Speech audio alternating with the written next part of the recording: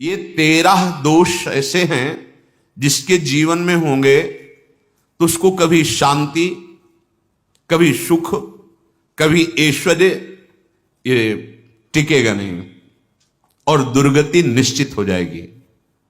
बहुत ध्यान से सुने। एक श्लोक में 6 दोष और दूसरे श्लोक में 7 दोष। उपासक को कभी इन दोषों को अपने अंदर टिकने नहीं देना चाहिए। और जो संसार के मार्ग में चल रहे हैं, अगर इन दोषों में चलेंगे तो वो जो आपके पुण्य कर्मों से ऐश्वर्य है भी वो नष्ट हो जाएगा। आप दुख, चिंता, शोक से ग्रसित होकर बड़ा दुख में जीवन व्यतीत करेंगे और आपकी गति बिगड़ जाएगी, दुर्गति हो जाएगी। विकत्थनः स्पृहायुर्मनस्वी बिभ्रत कोपम चपलो अरक्षणश्च एतान् पापाः षण्णराः पाप धर्मान् प्रकुर्वते नोऽत्र सन्तः सुदुर्गे संभोग संविद विषमोति मानी दत्तानुतापी कृपणो बलीयान वर्ग प्रशंसी वनितास्तु देष्टा एते परे सप्त नशं सवर्गाः। जो अपने मुख से अपनी बड़ाई प्रशंसा करता है,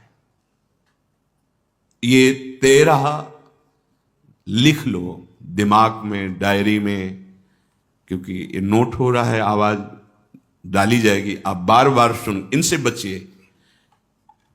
अपनी बड़ाई, अपनी प्रशंसा कभी अपने मुख से नहीं करना, नहीं तो आपके पुण्य नष्ट हो जाएंगे, बुद्धि भ्रष्ट माने गिर जाएगी। अगर परमार्थ में चल रहे हैं तो भी, और व्यवहार में तो पुण्य नष्ट हो ही जाएंगे। बुद्धि गिरी हुई तभी ऐसी बात होती है। और यह दोष बहुतायत है, ये बहुत प्रभावशाली है। अपनी बड़ाई मारना, इसको देख लो, पकड़ो, सत्संग है। अपने मुख से कभी अपनी बड़ाई ना करना।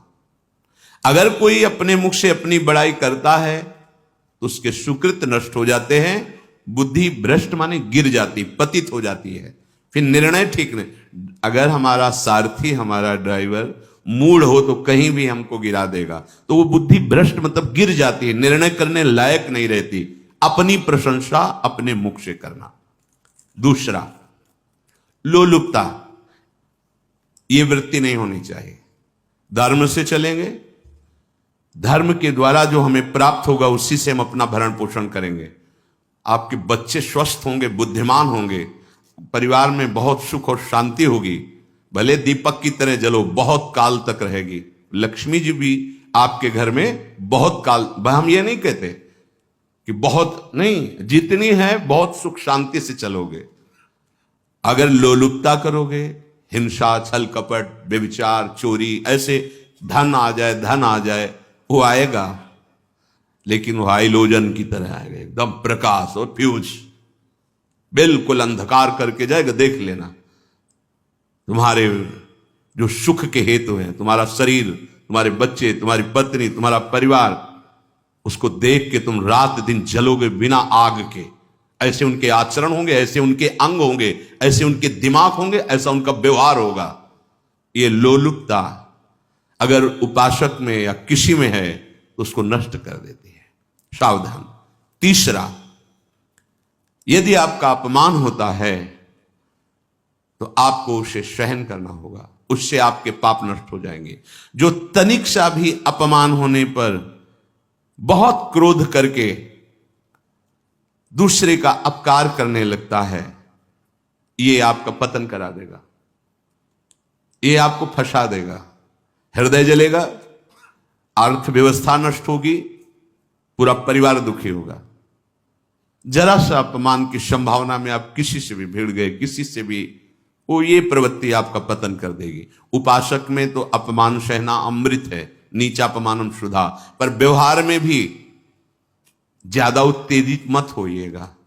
ये तो कुछ मिनट की बात है, अगर आपने उसे मारा, पीटा, रिपोर्ट हुई कानून की, ओ फंसते चले जाओगे, अर्थ जाएगा, समय जाएगा, चिंतन जाएगा, बहुत तरह से हानि हो जाएगी। अगर आप सह गए तो आपका सहना उसके लिए आग बन जाएगा। उमा क्षमा सापहुते भारी, तुम्हें दंड देने की जरूरत नहीं, उसका एक कर्म ही उसे दंड दे देगा। आप शांत हो जाइए, आप सत्संगी हैं, आप शांत रहिए। चौथा, निरंतर क्रोध और उसका चिंतन।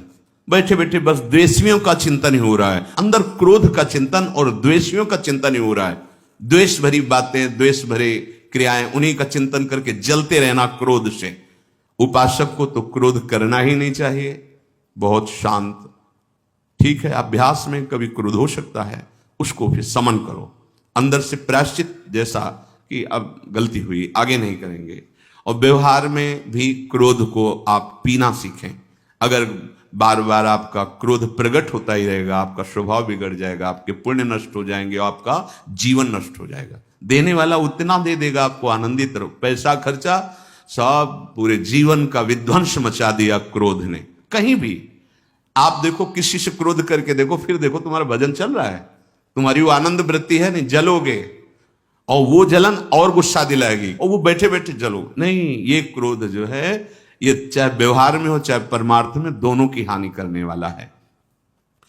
और आश्रित जनों की रक्षा ना करना। अगर कोई भाग कर आपके पास आ गया है, कोई पशु पक्षी या कोई मनुष्य, आपको चाहिए कि अब चाहे हमारे पहले प्राण जाएं, उसकी रक्षा करेंगे। सीवी जैसे तो कोई बिरले ही होते हैं, पर इतना जरूर ध्यान रहे, जैसे कोई पशु पक्षी किसी भय से आपके सीमा के अंतर्गत आ गया है, अब उसकी रक्षा करनी है आपको। अगर आप स्वयं मार देते हैं या मरवा देते हैं, या आपके सुकृत नष्ट कर देगा, या आपकी दुर्गति का कारण बन जाएगा।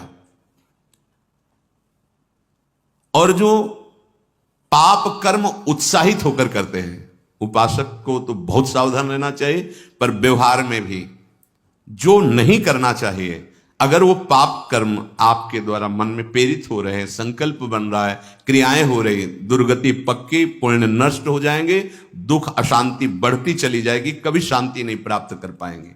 ऐसा नहीं कि जो मन में आवे सो करें। पापाचरण निडर और उत्साहित होकर करना, अगर ऐसे लक्षण है, निश्चित दुर्गति होती है।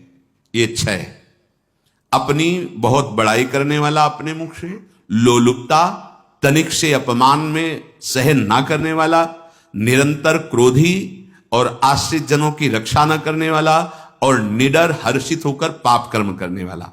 दूसरे श्लोक में 7 है, 6 ये 7। 1, संभोग का ही चिंतन करना, संभोग में ही मन लगाना, संभोग दूसरी स्त्रियों के साथ करने की भावना रखना। संभोग, पहला है संभोग। रात दिन बैठे बैठे बस यही चिंतन करना, गंदी बातों का, गंदी बातें देखना, गंदी बातें सुनना, गंदी बातों का चिंतन करना। फिर अन्य माताओं बहनों के प्रति काम दृष्टि से देखना, कोई आ जा रही है तो दृष्टि से, काम भाव से देखना, भोग बुद्धि से देखना, निश्चित पुण्यनाश दुर्गति। बड़े बड़े उदाहरण इतिहास में हैं जिन्होंने ऐसा दृश्य नेत्रों से देखने की चेष्टा की, मन में संकल्प किया भोगने का, नष्ट हो गए, चाहे वो कितने बड़े प्रतापी हो। ये दुर्योधन कोई साधारण थोड़ी है, भगवान व्यासदेव जी के द्वारा ही तो, भगवान व्यासदेव जी ही इसकी उत्पत्ति का कारण है। आप देखो, इतने महान पुलस्त जी ही उत्पत्ति का कारण है रावण की। बस यही ऐसे दोष हैं जिनके कारण जीव नष्ट हो जाता है। ठीक है, धर्मयुक्त काम भगवान ने आदेश किया है, आपका पाणी ग्रहण संस्कार हो गया है, संतान उत्पत्ति की भावना से कुछ पवित्र तिथियों का त्याग करते हुए चर्चा में हुई है। एक नियम है, एक आदेश है शास्त्र का। आप बहुत काम प्रवृत्ति वाले हैं तो प्रत्येक मास में जब माता बहनें पवित्र हो जाती मासिक धर्म से, तो जिनका पाणी ग्रहण आपने किया, जो पत्नी स्वरूप है, वो ठीक है। वहां भी बार बार के लिए व्यभिचार प्रवृत्ति के लिए शास्त्र आदेश नहीं करता, संयम पूर्वक, और उसका चिंतन नहीं करना। पाणी ग्रहण संस्कार है, घर में विराजमान है, एक संयम एक नियम के अनुसार उसका चिंतन तो फिर भ्रष्ट कर देगा। चिंतन प्रभु का करना है, चिंतन प्रभु की सेवा जो आपके कर्तव्य, इसके चिंतन से बचो। घातक है, बहुत बड़ा जहर है। अगर विषय चिंतन होने लगा तो मरोगे, जिंदा जलोगे, दुर्गति भी होगी। ये अंदर की जो आग है ना, कामाग्नि ये इतनी बढ़ती चली जाएगी, तुम्हारे होश खराब हो जाएंगे कि मुझे क्या करना चाहिए क्या नहीं करना चाहिए। कोवा मदांधो मदनातुरोवा, अंधा हो जाएगा, नहीं दिखाई देगा अनुजा तनुजा क्या है कौन है, कुछ नहीं, भ्रष्ट बुद्धि। संभोग का चिंतन, चिंतन नहीं, चिंतन नहीं। धर्मयुक्त काम आदेश है शास्त्र में। यदि आप प्रवृत्ति मार्ग में हैं तो अपनी पत्नी को जो पाणी ग्रहण स्वीकार किया है वहां भी पवित्र तिथियों का त्याग करते हुए, एकादशी है, रामनवमी है, नव दुर्गा है, जन्माष्टमी है, राधाष्टमी, जो पवित्र तिथियों का त्याग करते हुए और ऐसे जो मर्यादाएं हैं उसके अनुसार, और कहीं पराई स्त्री के साथ संभोग की बात निश्चित निश्चित दुर्गति पक्की है। ऐसे ही माताओं के लिए है, स्त्री शरीर के लिए है। यदि वो ऐसी गलत चेष्टा तो पतिवंचक पर पति रति करही, रो रो नरक कल्प सत परही। ये भोग चिंतन से बचने की चेष्टा कीजिए तो क्रिया से अपने आप बच जाएंगे। क्रिया के पहले चिंतन होता है, चिंतन से ही क्रिया का आवेश आता है। चिंतन संभालिए, इसी से भगवत प्राप्ति होती है, चिंतन से, और इसी से दुर्गति भी होती है। अनन्यस चिंतयन्तु माम, भगवान चिंतन करे मेरा करो, कर्तव्य कर्म मेरे को समर्पित करो। अब जब चिंतन संभोग का होगा तो बुद्धि भ्रष्ट हो जाएगी। ये जो राक्षसी प्रवृत्तियां सुनने को मिलती है ना कि ऐसा हुआ, वो देखा सुना और चिंतन किए, अब इतनी राक्षसी वृत्ति आ गई कि बस अब उनमें और राक्षसों में कोई अंतर नहीं रह गया। दूसरा, विषमता रखने वाला, सबके साथ बर्ताव ऐसा कि मैं बहुत श्रेष्ठ हूं और दूसरे सब नहीं, ऐसा व्यवहार नहीं। सब भगवत स्वरूप है, समान व्यवहार। जैसे आपके भोजन है तो जो आप पा रहे हो वही सबको दीजिए, बैठने की व्यवस्था, उठने की व्यवस्था, क्रम बाय क्रम, पर उसको भी नीच भाव से मत देखिए। उस कोटि का उसको प्यार दीजिए, दुलार दीजिए, सम्मान दीजिए। इतनी विषमता ना फैलाते रहे अपने जीवन में कि आप सबके निंदा के पात्र बन जाए। विषमता नहीं, सबको प्यार। हाँ ठीक है, पुत्र का अलग प्यार है, भाई का अलग प्यार है, पिता का अलग प्यार है, पर हमारा व्यवहार प्रीति युक्त होना चाहिए, विषमता भरा नहीं होना चाहिए। अगर हमारे चित्त में विषमता ही रही तो संसार है, प्रभु नहीं है। जीत विषम संसार कीर्ति जग बिस्तर है। जो विषमता पर विजय प्राप्त कर लेता है वही भगवत प्राप्ति का अधिकारी। ये विषमता बहुत बड़ी हानि है। तीसरी बात, अत्यंत मानी होना। जहां आपके प्राण कमजोर होंगे, पुण्य नष्ट होगा, आयु श्री सब नष्ट होना है, ऐसे आचरण करवाएगा गुरुजनों के साथ, महापुरुषों के साथ। ये बहुत नीच प्रवृत्ति है। अत्यंत मान प्रियता, मुझे सम्मान मिले, उत्तम प्रवृत्ति है। सबको मान देना, स्वयं अमानी रहना। चौथा, दान देने की बात कह के मुकर जाना या दान देकर पश्चाताप करना। दे दिया है, बहुत जल रहे हो, दूसरे से वार्ता कर रहे हो कि पता नहीं क्या यार बुद्धि में हो गया, हमने उसको इतना कहा था, उतना दे दिया, क्यों दे दिया, ऐसा ऐसा, मतलब अंदर चिंतन करना, क्यों दे दिया तो दिया। इसके बाद जो आपका ये जलन हो रही, पश्चाताप, सुकृत नष्ट हो रहे हैं। दान देकर पश्चाताप करना या दान देने की बात कह के मुकर जाना। जैसे आपने कह दिया आपको इतना इतना ऐसा, अब आप मुकर गए, ब्याज सहित तुम्हें देना होगा, ये तुम्हारी दुर्गति का कारण बन जाएगा। ऐसे ही नहीं बोलना चाहिए, बहुत होश से। वाणी एक अमोल है, जो कोई बोले जान, ये तराजू तौल के तब मुख बाहर आन। पांचवा, अत्यंत कृपण होना। ना परिवार को सुखी कर पा रहा, ना अपने को सुखी कर पा रहा है। एक एक सिक्का बैंक में जो मर गया। धन की वास्तविक गति यही है कि अपने परिवार को खूब उसकी अनुकूलता प्रदान करो, उसमें से कुछ हिस्सा किसी ऐसे को जिससे तुम्हें बदले में कुछ लेने की भावना ना हो। कोई साधु महात्मा, गाय, पशु, पक्षी, किसी भी जीव बीमार है शरीरधारी, उसके जिससे कुछ कभी लेने की भावना ना हो, एहसान की भावना ना हो। शो धन धन्य प्रथम गति जाकी, धन्य हो गया उसका धन। अब वो कृपण का धन किसी काम में ना स्वसुख, ना परिवार के सुख, ना धर्म कार्यों में, व्यर्थ जीवन चला गया। उसी धन का चिंतन करना, उसी का संग्रह करना और उसी की रक्षा करते करते शरीर छोड़ देना, तो चिंतन बिगड़ गया। तो कह रहे हैं जो कृपणता है और अर्थ और काम की प्रशंसा, उसी की चर्चा, उसी का चिंतन, रुपया और भोग, उसी की चर्चा कर, जहां बैठे रुपया की चर्चा, भोग की चर्चा, जहां एकांत में बैठे उसी का चिंतन, कैसे रुपया बढ़े, कैसे भोग मिले।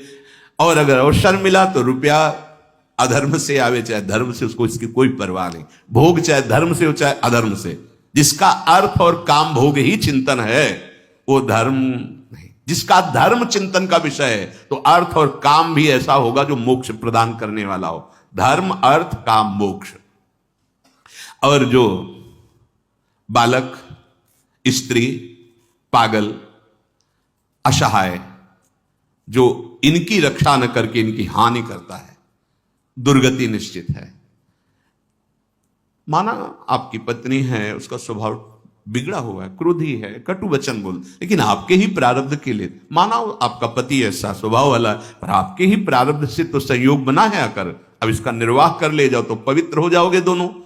और अगर झगड़ा और लड़ाई और मारपीट और कहीं हिंसादि के रूप में उतर गए तो फिर और करनी बिगड़ गई। बालक है, आप उसको ज्ञान नहीं कि आप पवित्र है, कि आप पवित्र है, उसको ज्ञान नहीं कि आप उसके साथ व्यवहार अच्छा कर रहे हैं कि बुरा कर रहे हैं। रक्षा करनी है आपको, शोषण नहीं करना। कह रहे हैं स्त्री, बालक और पागल, जैसे विक्षिप्त है, पागल है, आपको रक्षा करनी है। बन जाए तो उसको भोजन, ऐसा नहीं कि ईंट मारो, उसको अपमानित करो, उसकी बुद्धि खराब है, प्रारब्धवशात खराब हो गई है।